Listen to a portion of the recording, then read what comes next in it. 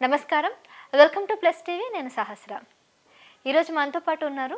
పౌర హక్కుల కోసం తన సేవలు అందిస్తూ ఆ రంగంలో పనిచేస్తూ ఎంతోమందికి తను చాలా హెల్ప్ చేస్తూ, అంతేకాకుండా ఒక ఉద్యమకారుడుగా, తెలంగాణ ఉద్యమకారులుగా తనకంటూ ఒక ప్రత్యేక స్థానాన్ని అయితే సంపాదించుకున్నారు ప్రొఫెసర్ హరగోపాల్ గారు. మరి సార్తో మాట్లాడదాం. ప్రస్తున్నటువంటి తెలంగాణలో జరుగుతున్నటువంటి రాజకీయ పరిణామాల గురించి, అలాగే ఏపీలో జరుగుతున్నటువంటి పరిణామాల గురించి ఇవన్నీ కూడా మాట్లాడదాం. నమస్తే సార్. నమస్కారం. సార్, మీరు ఇటు తెలంగాణ విభజనకు ముందు చూసారు. తెలంగాణ విభజన తర్వాత ఏపీకి, తెలంగాణకి ఉన్నటువంటి రాజకీయ పరిణామాలన్నీ కూడా చూసారు. సో సార్, చెప్పండి, ఎలా అనిపిస్తుందంటే ఈ గత 5 ఏళ్లలో మీరు చూసినటువంటి మార్పులు కానీ, లేదంటే రాజకీయంలో జరిగినటువంటి మార్పులు కానీ మీకే విధంగా అనిపిస్తుంది? అంటే తెలంగాణ ఉద్యమము అది 3 సార్లు జరిగిందది. సుదీర్ఘ ఉద్యమం అది. ఒక 4, 5 దశాబ్దాల కాలం జరిగిన ఉద్యమం అది. చివరికంటూ అది 200 సంవత్సరం నుంచి చాలా ఉధృతంగా జరిగి అంతిమంగా రాష్ట్ర సాధన జరిగింది. దాని కొరకు త్యాగాలు చేశారు. విస్తృతమైన ప్రజా ఉద్యమాలు జరిగాయి. ఈ ఉద్యమానికి ప్రధానమైనటువంటి గతంలో జరిగిన ఉద్యమాలకు తేడా, ఈ చివరిగా జరిగిన ఉద్యమంలో విస్తృతమైన ప్రజల భాగస్వామ్యం ఉంది. గ్రామ గ్రామంలో ఉద్యమాలు జరిగాయి. మీరు ఆ రోజుల్లో తెలంగాణలో ఏ ప్రాంతం వెళ్ళినా ప్రతి గ్రామంలో ఒక టెంటు, అక్కడ జనం కూర్చున్నారు. విద్యార్థుల దగ్గర నుంచి, రైతుల దగ్గర నుంచి, మహిళల దగ్గర నుంచి, దళితులు అందరూ కూడా ఆ ఉద్యమంలో పాల్గొన్నారు. కనుక అది ఒక ప్రజాస్వామ్య ఉద్యమంగా జరిగిన ఉద్యమం. దాని ఫలితంగానే తెలంగాణ సాధన జరిగింది. ఎందుకంటే తెలంగాణ వాళ్ళు చేసిన ఉద్యమం ఏదైతుందో దాన్ని వ్యతిరేకిస్తున్న వాళ్ళు చాలా బలమైనటువంటి వాళ్ళు. ఆంధ్ర ప్రాంతంలో ఉండేటువంటి వాళ్ళు చాలా బలీయమైన వర్గం అది. ఆ సమైక్యాంధ్ర కోసం అప్పుడు ఏపీ నుంచి పెద్ద పెద్ద నాయకులందరూ కూడా దాంట్లో పార్టిసిపేట్ చేశారు. అయితే వాళ్ళు దాన్ని ఆపలేకపోయారు. రాజశేఖర రెడ్డి గారు బతుకుంటే అంత తొందరగా వచ్చేది కాదేమో, అది కూడా నా అభిప్రాయం. కొంత టైం పట్టింది. ఎందుకంటే ఆయన చాలా బలమైన నాయకుడు. ఆయన తర్వాత వచ్చిన నాయకులంతా చాలా బలహీనమైన వాళ్ళు. అది రోషయ్య గారు కానీ, నల్లారి కిరణ్ కుమార్ ప్రజల్ని సమీకరించగలిగిన శక్తి ఉన్నటువంటి వాళ్ళు కాదు. కనుక మొత్తంగా తెలంగాణ ఉద్యమము ఫలితంగా తెలంగాణ రాష్ట్రం వచ్చింది.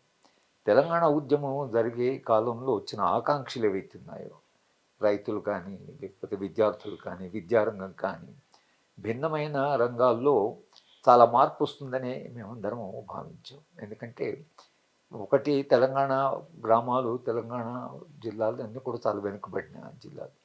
ఒక హైదరాబాద్ నగరం తప్పించి మొత్తంగా తెలంగాణ చాలా వెనుకబడిన ప్రాంతమే. దానికి చాలా చారిత్రక కారణాలు చాలా ఉన్నాయి. ఆంధ్ర ప్రాంతము డైరెక్ట్గా బ్రిటిష్ పాలనలో ఉండడం, తెలంగాణ ఒక ఫ్యూడల్, అది కుషుబ్ జాహీ కావచ్చు, ఆసిఫ్ జాహీస్ కావచ్చు, ఒక ఫ్యూడల్ పాలన. అక్కడనేమో ఒక ప్రెసిడెన్సీ, ఒక బ్రిటిష్ పాలన. దానికి తేడా ఉంది. 1852లో కృష్ణా గోదావరి నదుల మీద ఆనకట్ట కట్టిన తర్వాత అక్కడ వ్యవసాయము చాలా చాలా అభివృద్ధి చెంది, వ్యవసాయం నుంచి వచ్చినటువంటి అదనపు ఏదైతే సంపద ఉందో ఆ సంపద ఒక రకంగా తమిళనాడుకు పోయింది, మద్రాసులో పెట్టారు. అట్లా బహుశా సినిమా రంగంలోకి వెళ్ళిన క్యాపిటల్ అది. అందుకనే తెలుగు సినిమాలు దేశంలో హిందీ సినిమాల కంటే కూడా మనము దాదాపు 180 సినిమాలు ఇక్కడ, దాంతో ఎన్టీ రామారావు లాంటి వాళ్ళు విస్తృతంగా వాడుకు ప్రచారం రావడం, ఆయన ముఖ్యమంత్రి కావడం, అయితే ఒక బలమైనటువంటి వర్గంతో ఒక బలహీనమైనటువంటి ప్రాంతము చేసిన పోరాటం అది. కానీ ప్రజల మద్దతు ఉండడం వలన, ప్రజల భాగస్వామ్యం తెలంగాణ సాకారమే.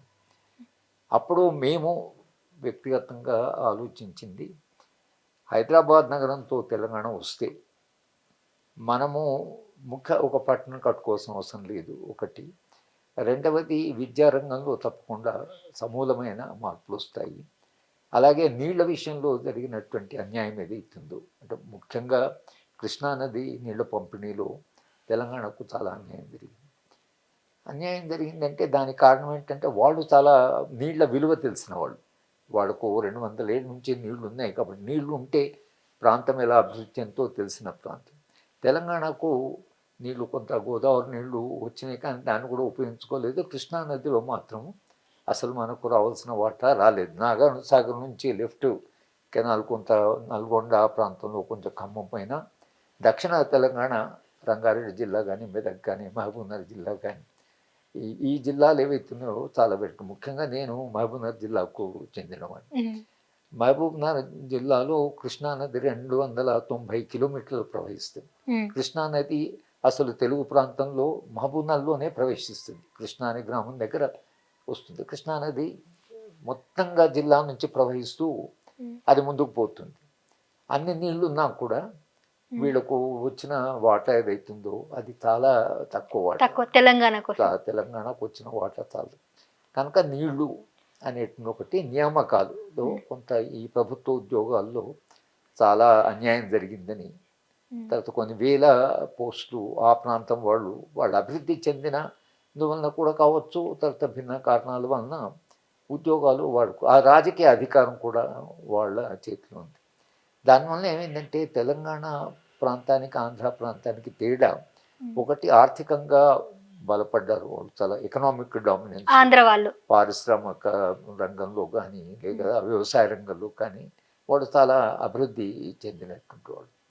తెలంగాణ అట్లా ఆర్థికంగా ఇప్పుడు హైదరాబాద్ చూస్తే ఇటు రామోజీరావు, అటు నాన్న ఎస్టేటు, అటు కృష్ణారెడ్డి, ఇటు లగడపాటి రాజగోపాల్, హైదరాబాద్ నగరం చుట్టూ అన్ని ప్రాంతాలు కొన్ని వేల ఎకరాల భూమి వాళ్ళు ఆక్రమించుకోవాలంటే లేదా వాళ్ళు సొంతం చేసుకున్నారు అనుకోండి. మొత్తం మీద ఒకటి ఎకనామిక్ డామినెన్స్, రెండోది పొలిటికల్ డామినెన్స్.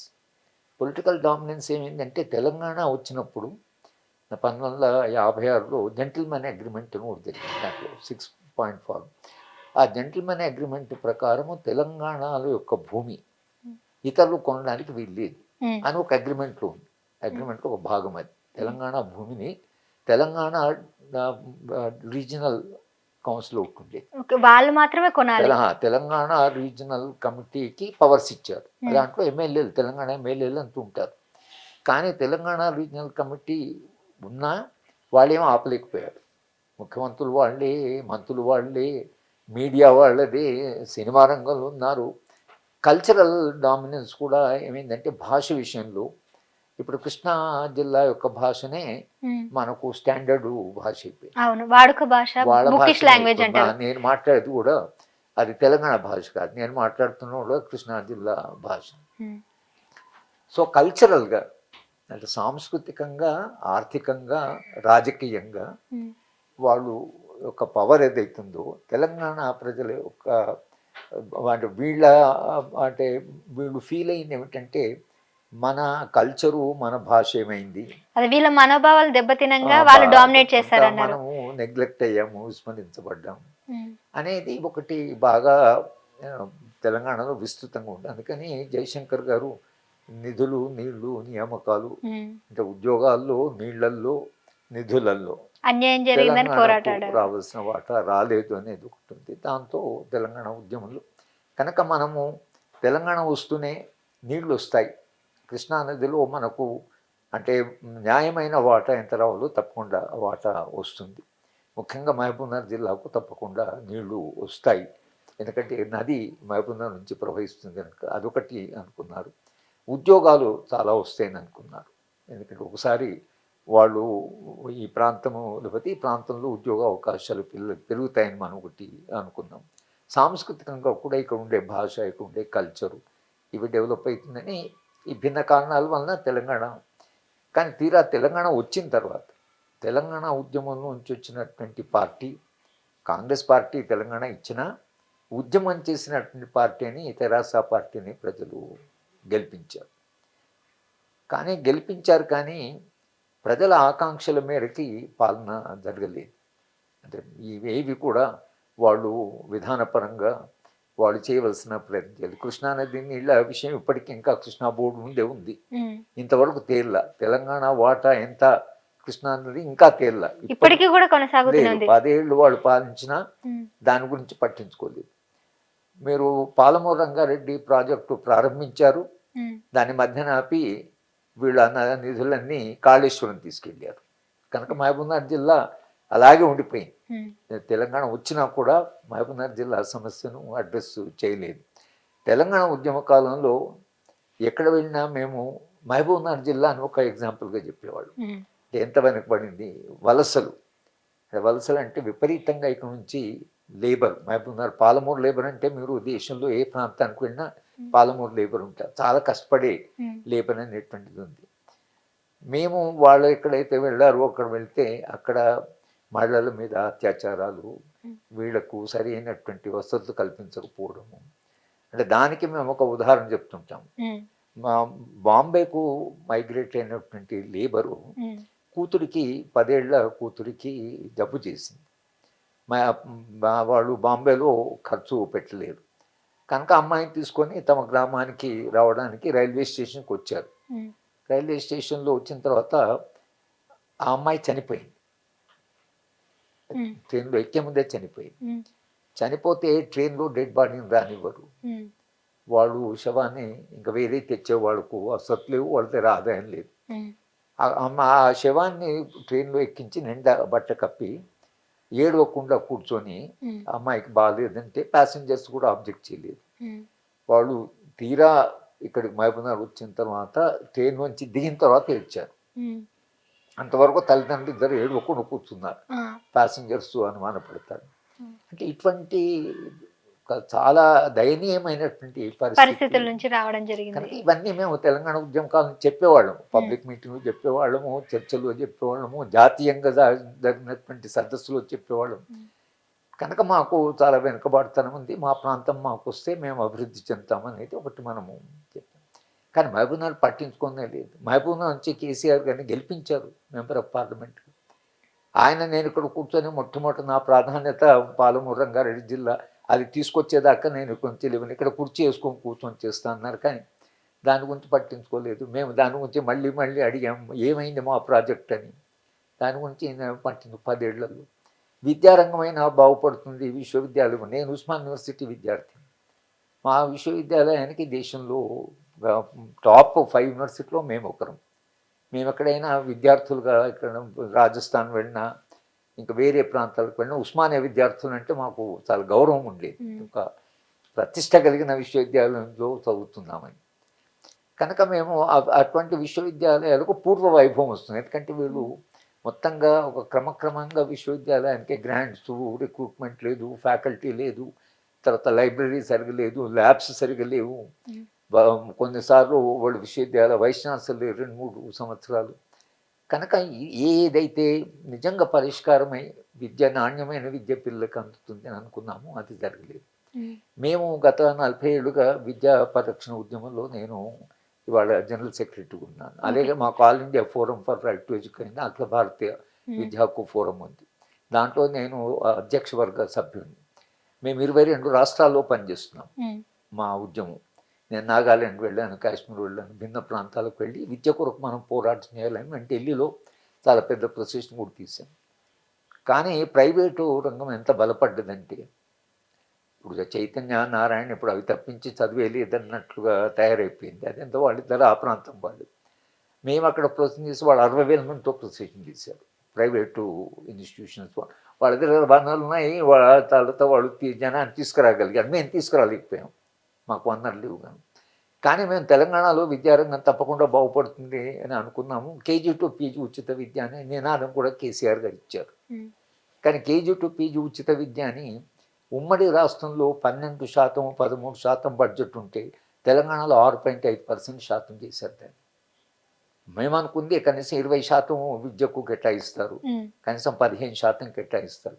ఢిల్లీలో కేజ్రీవాల్ 23%, కేరళలో 22%, రాజస్థాన్లో 21%, తెలంగాణలో 6.5%. ఇంత తక్కువ ఇచ్చినప్పుడు మీరు అప్పుడు వీటి మీద ఫైట్ చేయలేదా? ప్రొసెషన్ చేసాము, ప్రొటెస్ట్ చేసాము, మమ్మల్ని అరెస్ట్ చేశారు, అవన్నీ జరిగాయి. ఏం ప్రెషర్ పెట్టినా ఇప్పుడు ముఖ్యమంత్రి గారు మాట్లాడడానికే సిద్ధంగా లేకపోయే వరకు మనకు డైలాగే లేకుండా పోయింది కదా. బయట ఉద్యమాలు చేయడం తప్పించి వేరే మార్గం లేకుండా పోయింది. నేనైతే విస్తృతంగా పుస్తకమే రాశాను విద్యా ఉద్యమం మీద. మొత్తంగా విద్యారంగం తెలంగాణ విషయంలో నేను రాసిన వ్యాసాలన్నీ ఒక పుస్తకంగా వేశాం. విద్య కొరకు మరో పోరాటం. పోరాటం అని ఇప్పటికేమైనా న్యాయం జరిగింది అనిపిస్తుందా మీకు ఏమంటారు? ఈ విద్య గురించి కనీసం ఇప్పుడు పరిస్థితులు? నడుస్తూనే ఉంది, ఇక విద్యా ఉద్యమం నడుస్తున్నది. ఉమ్, తర్వాత ఈ ప్రభుత్వము, ఉమ్, మేము మళ్ళీ ఈ ప్రభుత్వం కూడా చర్చలు చేశాం. ఈయన ముఖ్యమంత్రి గారు 1 గంటన్నర సమయం ఇచ్చాడు. ఉమ్, చాలా ముఖ్యమంత్రి అంత సమయం ఇవ్వడు. మేము ఒక 10 మంది ప్రొఫెసర్స్ వెళ్ళాం, చర్చ చేశాం. ఉమ్, అది బడ్జెట్ పెట్టే ముందు, పోయిన బడ్జెట్ పెట్టి. ఉమ్, అయితే వాళ్ళు ముఖ్యమంత్రి గారు ఏమన్నారంటే తప్పకుండా బడ్జెట్ పెంచుతామన్నారు. బడ్జెట్ పెంచుతామని ఏం చేశారు, 6.5 7.3% చేశారు. ఉమ్, మేము కనీసం 15% చేయము, 10% పెంచుతారని అనుకున్నాం మేము. ఉమ్, కానీ వీళ్ళు కూడా 7. నేను ఆ ప్రభుత్వాన్ని అడిగాము, ఎందుకు మరి మాకు ఇంత ఒత్తిడి పెట్టినా అంటే వాళ్ళని మీకు ఆ రైతు బంధు ఏదో తర్వాత పోయిన ప్రభుత్వం 6 లక్షల కోట్లు అప్పు చేసింది, దానికి మేము వడ్డీ కడుతున్నాము, ఉమ్, కాస్త ఈ 1 సంవత్సరము మేము ఎక్కువ చేయలేకపోయాము, ఈ సంవత్సరం పెంచుతారేమో అని. ఉమ్. మళ్ళీ మేము ఈ నెలలో మొత్తము జిల్లాల్లో ఉద్యమం చేయమని చెప్పాం. అన్ని జిల్లాల్లో ధారణాలు చేసి ఇప్పుడు ఈ మంత్ ఈ 2025 వచ్చే బడ్జెట్ ముందు మళ్ళీ మేము రాష్ట్ర వ్యాప్తంగా మళ్ళీ ఒత్తిడి పెట్టి కనీసం 15% మేము అడుగుతున్నాం. రాహుల్ గాంధీ ఈయన కలిసినప్పుడు కూడా మేము రాహుల్ గాంధీని 3 సార్లు కలిసాం. కలిసినప్పుడల్లా మేము విద్య గురించి మాట్లాడాం. ఆయన మహబూబ్నగర్లో మేము కలిసిన తర్వాత నెక్స్ట్ డే ప్రెస్ కాన్ఫరెన్స్ పెట్టి 15% పెంచుతామన్నారు. మేనిఫెస్టో రాసేప్పుడు 15% అని రాశారు కాంగ్రెస్ పార్టీ. అయినా విద్య కొరకు పెంచడం లేదు. అంటే తెలంగాణ వచ్చిన తర్వాత విద్యారంగం బాగుపడుతుంది, విద్యారంగానికి నిధులు ఇస్తారు, KG to PG ఉచిత విద్య అని అనుకున్నాం. కానీ ఏమీ జరగలేదు. ఏమీ జరగలేదు. ముఖ్యమంత్రి గారిని కలిసినప్పుడల్లా చెప్తున్నాం, మీరు విద్య కొరకు చేయండి. ఆయన కొంత ఒక 21,000 కోట్ల దాకా ఇచ్చారు, కానీ అది సరిపోదు. ఎందుకంటే అది 7.5%. కానీ అంటే నేను ఈ మాట మీరు ఎంత ఎక్స్పెక్ట్ చేస్తున్నారు సార్? గతంలో అయితే 6.6% ఇచ్చారన్నారు, ఇప్పుడు 7.5% వరకు ఇచ్చారు. మీరు ఎంత ఎక్స్పెక్ట్ చేస్తున్నారు? అంటే కొఠారి కమిషను 1964లో వాళ్ళు చెప్పింది అంటే 30% బడ్జెట్ ఇవ్వమన్నారు రాష్ట్ర ప్రభుత్వం. 30%. 6% జీడిపి అన్నారు. 6% జీడిపి అంటే వాళ్ళ దేశం యొక్క జీడిపి 300 లక్షల కోట్లు. 300 లక్షల కోట్లు అంటే మీరు 6% జీడిపి అంటే మీకు 18 లక్షల కోట్లు ఇవ్వాల్సింది. కానీ అంత నిధులు లేవు కేంద్ర కదా. ప్రభుత్వం 90,000 కోట్లు ఇచ్చి ఈ సంవత్సరం 60,000 కోట్లు చేశారు విద్యకు. ఉన్నత విద్యకు UGCకి 6,000 కోట్లు ఉంటే 2,000 కోట్లు చేశారు. మొత్తంగా ప్రైవేట్ రంగానికి అప్పచెప్పాలి అనేటువంటిది ప్రభుత్వమే దాని కొరకు ప్రయత్నిస్తుంది. ఇప్పుడు మెంబర్స్ ఆఫ్ పార్లమెంట్లో 60-70% మంది members of private medical college ఉంది, ప్రైవేట్ ఇంజనీరింగ్ కాలేజ్ ఉంది, కొన్ని ప్రైవేట్ యూనివర్సిటీస్ ఉన్నాయి. ఇంకా ఇప్పుడు ప్రైవేట్ వాళ్ళు, నేను ముఖ్యమంత్రి గారితో కలిసినప్పుడు చెప్పాను, వాళ్ళు పెద్ద మాఫియాగా తయారండి, వాళ్ళు కొంత డబ్బులు ఇవ్వగలరు, పార్టీ కాంట్రిబ్యూషన్ ఇవ్వగలరు, ప్రజలేమి ఇవ్వగలరు. కనుక విద్యారంగంలో ఉండేటువంటి ఈ మార్పు ఏంటో, తెలంగాణలో విద్యారంగం పూర్వవైభవం వస్తుంది, ఉస్మాన్ యూనివర్సిటీ గతంలో ఉన్నటువంటి ఒక ప్రతిష్ట వస్తుంది అని ఇది మేము కొంత కాకుండా కొంత ఆశించాం. కానీ ఆ విషయంలో మనకు ప్రభుత్వము తీసుకున్న నిర్ణయాల్లో మనకు అది ఇప్పటికీ సంతృప్తి లేదు. ఇప్పటికీ మేము ఇంకా ప్రభుత్వం మీద ఒత్తిడి పెడుతూనే ఉన్నాం. ఇక ఈ సంవత్సరమైనా కొంత మారుస్తారు, కనీసం 15% అని మనం అడుగుతున్నాము. వాళ్ళ మేనిఫెస్టోలో ఉంది, కాంగ్రెస్ పార్టీ మేనిఫెస్టోలో మేము గెలిస్తే 15% ఇస్తామని. కానీ 15% ఇస్తారా లేదా అనేది ఇప్పటికీ అనుమానంగానే ఉంది. వాళ్ళ మీద చాలా ప్రెషర్స్ ఉన్నాయి. విద్యారంగానికి డబ్బులు ఇస్తే ఓట్లు పడతాయా లేదనేటువంటిది ఒక అనుమానం ఉంది వాళ్ళు. ఇప్పుడు బస్సులో ఫ్రీ ట్రావెల్, ఎలక్ట్రిసిటీకి